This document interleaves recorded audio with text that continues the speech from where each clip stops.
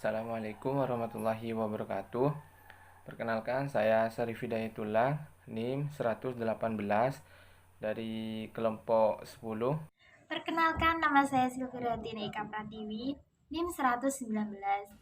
Assalamualaikum warahmatullahi wabarakatuh. Perkenalkan, nama saya Jamilatul Muniro, NIM 1906111000120 dari kelas 3C. Nah, kali ini saya akan menjelaskan mengenai dampak globalisasi terhadap dunia pendidikan. Terlebih dahulu kita akan membahas mengenai globalisasi. Globalisasi merupakan upaya penyatuan masyarakat dunia dari sisi gaya hidup, orientasi maupun kebudayaan. Globalisasi terbentuk karena beberapa faktor, salah satunya yakni karena adanya kebijakan negara yang memutuskan untuk berhubungan dan menjalin kerjasama dengan negara lain. Kehadiran teknologi secara tidak langsung turut mempercepat akselerasi proses globalisasi yang menyentuh seluruh aspek penting kehidupan, termasuk dalam dunia pendidikan. Pengaruh globalisasi terhadap dunia pendidikan paling tidak dapat terlihat dalam 3 perubahan mendasar. Yang pertama yakni dalam perspektif neoliberalisme, di mana globalisasi menjadikan pendidikan sebagai komoditas dan komersil dengan mencari pasar baru dan memperluas bentuk-bentuk usaha secara berkesinambungan. Yang kedua yakni globalisasi mempengaruhi kontrak pendidikan oleh negara yang semakin terbatas dikarenakan kebijakan pemerintah lebih dipengaruhi oleh pasar. Dan yang ketiga, globalisasi mendorong delokalisasi perubahan teknologi dan orientasi pendidikan, di mana orang-orang belajar dengan suasana yang sangat individual dan menghalanginya untuk berinteraksi dengan orang-orang di sekitarnya. Nah, secara tidak langsung dampak dari adanya globalisasi yang ketiga ini telah kita rasakan secara bersama-sama pada masa pandemi ini, di mana kita sama-sama belajar dari rumah masing-masing dengan jarak yang begitu jauh, namun kita masih tetap bisa terhubung dengan menggunakan teknologi seperti aplikasi belajar yang saat ini kita gunakan, entah itu dalam menggunakan Google Meet, Zoom, Classroom, atau aplikasi belajar lain yang sekiranya mendukung untuk digunakan sebagai media dalam melaksanakan proses pembelajaran. Dari ketiga pernyataan yang berbeda tersebut, dapat diambil kesimpulan bahwasanya globalisasi itu sangat ditentukan oleh kompetisi global yang berpusat pada pasar. Adanya globalisasi tentunya memberikan dampak positif dan negatif terhadap dunia pendidikan. Terlebih dahulu kita akan bahas mengenai dampak positif adanya globalisasi terhadap dunia pendidikan. Dampak positif yang pertama yakni semakin mudahnya akses informasi yang didapatkan melalui internet. Jadi sumber belajar siswa itu tidak hanya berfokus pada guru saja, tetapi juga bisa dengan cara mengakses internet. Dampak positif yang kedua yakni globalisasi mampu membawa dunia pendidikan Indonesia untuk bersaing dengan negara-negara lain. Yang ketiga, globalisasi mampu meningkatkan sumber daya manusia yang berkualitas. Dan yang keempat, dampak positif dari adanya globalisasi yakni memberikan pengembangan dalam struktur dan sistem pendidikan. Nah, selain dampak positif, tentunya terdapat pula dampak negatif dari adanya globalisasi terhadap dunia pendidikan. Dampak negatif yang pertama yakni munculnya tradisi serba instan sehingga memunculkan sebuah golongan-golongan dalam dunia pendidikan. Yang kedua, semakin terkikisnya kebudayaan akibat tidak adanya filterisasi budaya maupun moral. Yang ketiga, kemudahan mengakses internet membuat siswa semakin malas dalam berpikir dan belajar. Nah, di sini saya akan menjelaskan terkait materi pembelajaran digital di era globalisasi. Nah, pembelajaran digital di era globalisasi terdapat 3 aspek. Yang pertama yaitu globalisasi ilmu pengetahuan, di mana kemajuan ilmu pengetahuan dan teknologi yang telah membuat batas dunia menjadi bias, sehingga setiap orang dapat berkomunikasi dengan siapa saja maupun di mana saja tanpa adanya batas hambatan. Nah, dalam kompetisi global ini diharapkan sumber daya manusia harus memadai agar elemen dalam pengembangan suatu bangsa seimbang dan memiliki teknologi atau iptek yang menciptakan dunia global yang tidak lagi tahu batasan-batasan suatu negara. Baik, yang kedua, pemanfaatan teknologi informasi e-learning.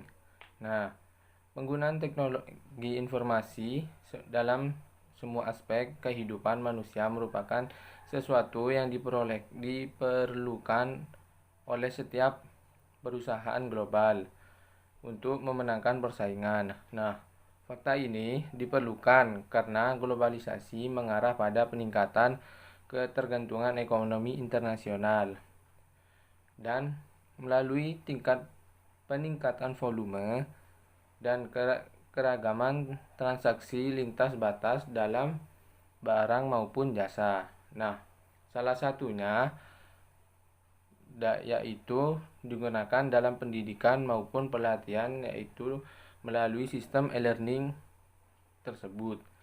Nah, sistem e-learning ini pembelajaran yang diharapkan untuk merespon tantangan global, karena melalui pembelajaran berbasis e-learning bahwa siswa dapat berinteraksi dengan teman sebayanya. Nah, yang ketiga, sistem e-learning dalam pendidikan, yaitu bentuk pendidikan jarak jauh yang menggunakan media elektronik sebagai media pembelajaran, komunikasi maupun antara guru dan juga siswa.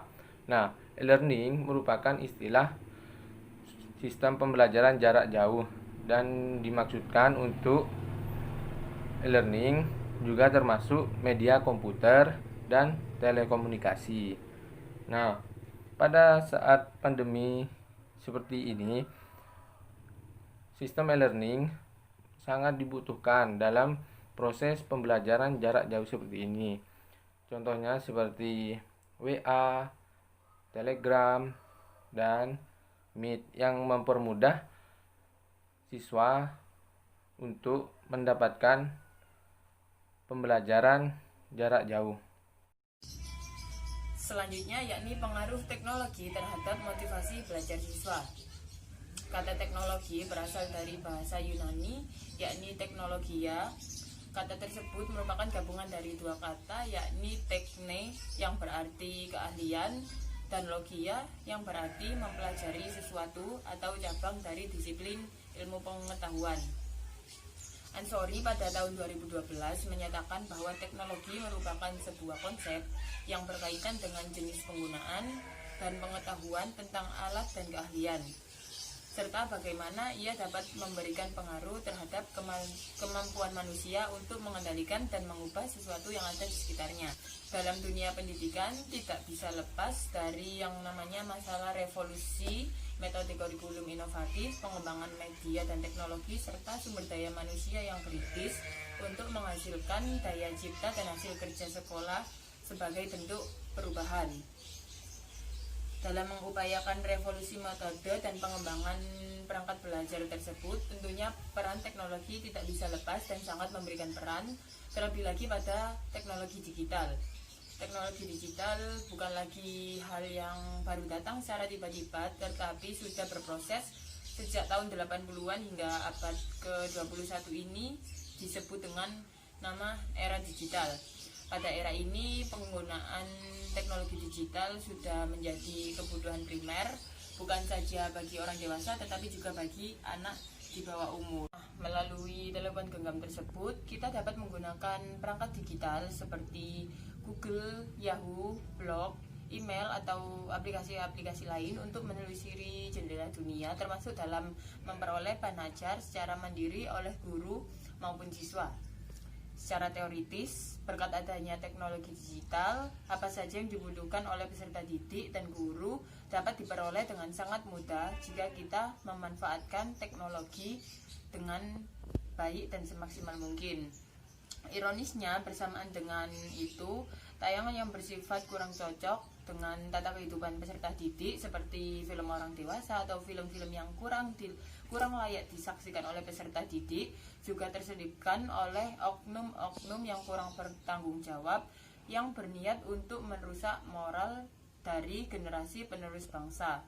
Oleh sebab itu, pada saat penggunaan teknologi digital, pengawasan dari orang tua maupun guru sangat amat diperlukan dalam membimbing siswa agar dapat memanfaatkan teknologi tersebut dengan baik dan benar.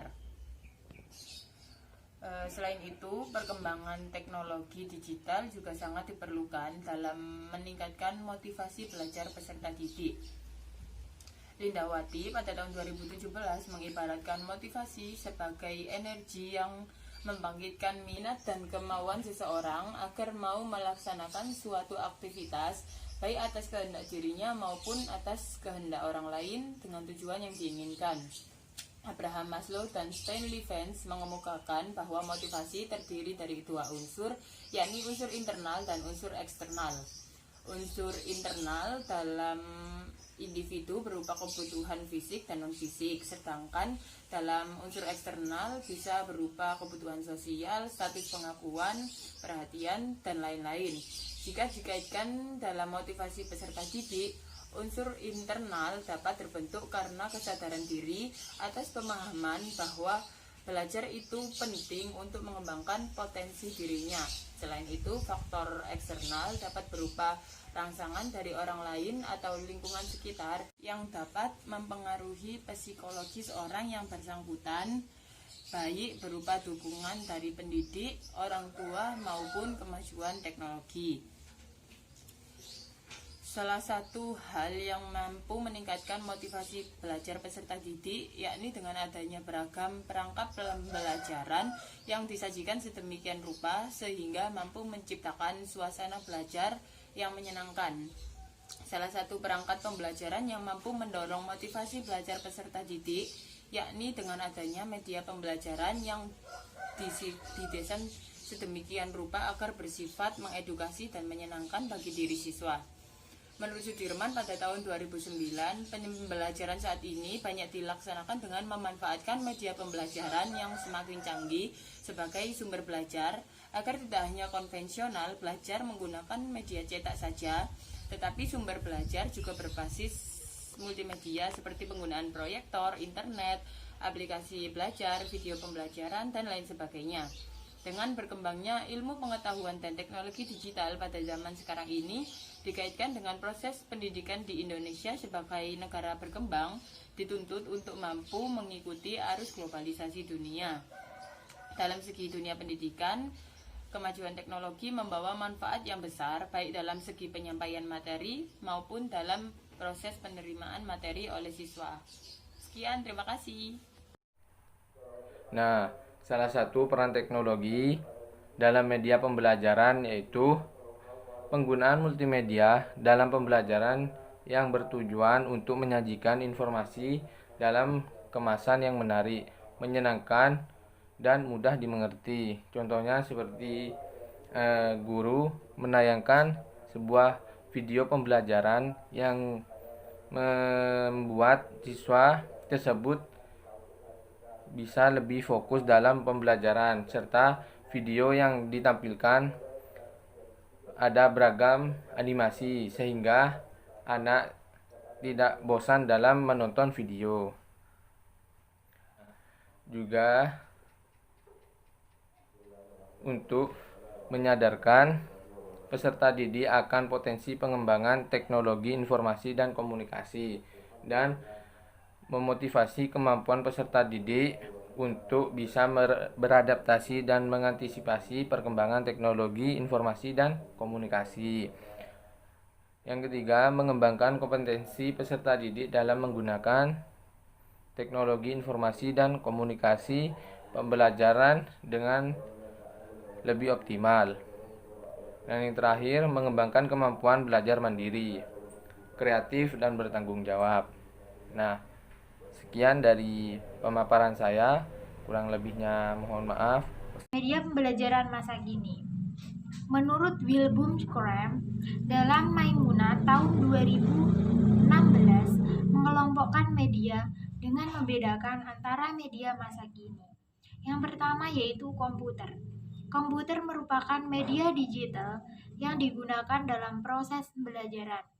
Komputer ini biasanya berisi aplikasi edukasi yang digunakan dalam proses pembelajaran. Contohnya seperti Google Meet, Google Classroom, Zoom, dan sebagainya. Yang kedua yaitu film. Film ini berupa film edukasi. Yang ketiga yaitu slide. Slide ini bisa berupa PowerPoint yang disampaikan ke proses pembelajaran. Yang keempat yaitu program video. Program video ini merupakan video edukasi. Yang kelima yaitu media sederhana. Media sederhana berupa gambar, poster, sketsa, bagan, dan sebagainya. Media pembelajaran masa depan. Yang pertama yaitu dipakai secara massal, yang meliputi radio pendidikan, televisi pendidikan, smartphone atau handphone, dan sebagainya. Biasanya media ini, contohnya pada televisi pendidikan, ini berisi program pembelajaran edukasi.